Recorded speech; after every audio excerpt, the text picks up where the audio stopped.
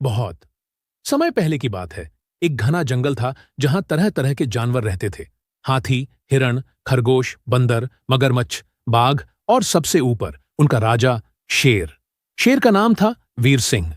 वह निडर, बलशाली लेकिन न्यायप्रिय राजा था। वह किसी पर अन्याय नहीं करता था और हमेशा जंगल में शांति बनाए रखने की कोशिश करता था। उसी जंगल में एक चालाक लोमड़ी भी रहती थी जिसका नाम था चंचला। चंचला तेज दिमाग और मीठी जुबान वाली थी। वह जानवरों की समस्याएं सुलझाने में माहिर थी, लेकिन कई बार अपनी चालाकी का उपयोग स्वार्थ के लिए भी कर लेती थी। एक दिन जंगल में सूखा पड़ गया। नदी सूखने लगी, पेड़ पौधे मुरझाने लगे और जानवरों को भोजन पानी के लिए भटकना पड़ने लगा। जानवरों ने राजा शेर वीर सिंह के पास जाकर गुहार लगाई। महाराज, जंगल में भोजन पानी की कमी हो गई है, कृपया कुछ उपाय करें। वीर सिंह ने तुरंत अपने मंत्रीगणों की सभा बुलाई। उसी सभा में चंचला लोमड़ी भी आमंत्रित थी। सभा में सभी जानवर अपने अपने सुझाव देने लगे, लेकिन कोई ठोस समाधान सामने नहीं आया। तभी चंचला खड़ी हुई और बोली, महाराज, हमारे जंगल से थोड़ी ही दूरी पर एक नीलगिरी वन है, जहां अभी भी हरियाली और पानी की कोई कमी नहीं है। लेकिन वहां के राजा बाघराज हमारे दुश्मन हैं। अगर हम किसी तरह वहां से भोजन और पानी ला सकें, तो हम इस संकट से उबर सकते हैं। वीर सिंह ने गहराई से विचार किया और बोला, तुम्हारा सुझाव ठीक है, लेकिन हम युद्ध नहीं चाहते। क्या तुम वहां शांति से जाकर बात कर सकती हो?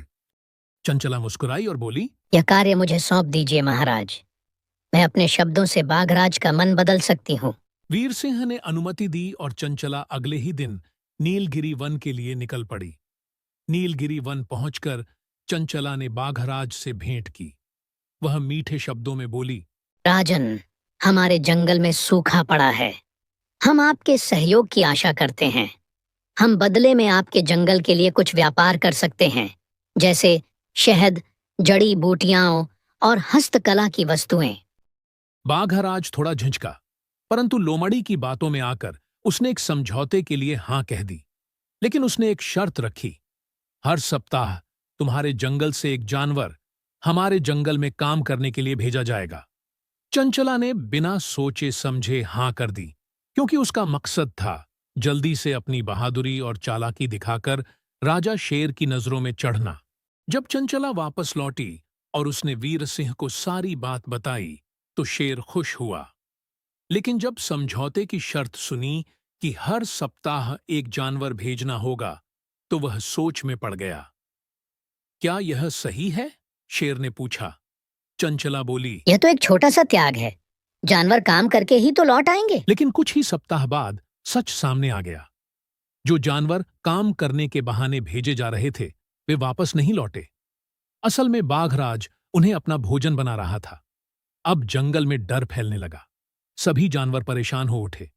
वे फिर राजा के पास पहुंचे और बोले, महाराज, हमें बचाइए। चंचला की चालाकी ने हमें संकट में डाल दिया है। वीर सिंह ने तुरंत चंचला को बुलाया और पूछा। क्या तुमने यह शर्त जानबूझकर छिपाई थी? चंचला ने सिर झुका लिया और कहा, महाराज, मैं अपनी प्रसिद्धि चाहती थी।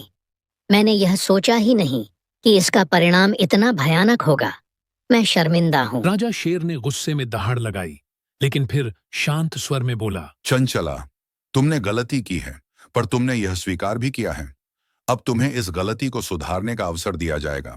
वीर सिंह ने चंचला को एक दल के साथ नीलगिरी वन भेजा और बाघराज से अंतिम वार्ता करने को कहा। शर्त थी, या तो समझौता बदला जाए या फिर शेर अपनी सेना के साथ युद्ध करेगा। चंचला इस बार ईमानदारी और साहस के साथ बाघराज से मिली। उसने स्पष्ट रूप से कहा, यदि आप हमें सहयोग नहीं करेंगे, तो हम अपने जंगल की रक्षा के लिए किसी भी हद तक जाएंगे। बाघराज ने वीर सिंह के साहस और चंचला की दृढ़ता देखकर समझौता बदल दिया।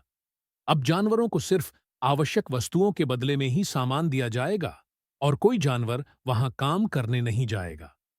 इस बार चंचला ने खुद उस समझौते की लिखित प्रति राजा शेर को दी और सारे जंगलवासियों को पूरी जानकारी दी। जंगल में अब शांति लौट आई, जानवरों को राहत मिली और शेर वीर सिंह का नाम फिर से सम्मान से लिया जाने लगा। चंचला को भी एक बार फिर सम्मान मिला, लेकिन इस बार उसकी ईमानदारी के लिए, न कि केवल चालाकी के लिए।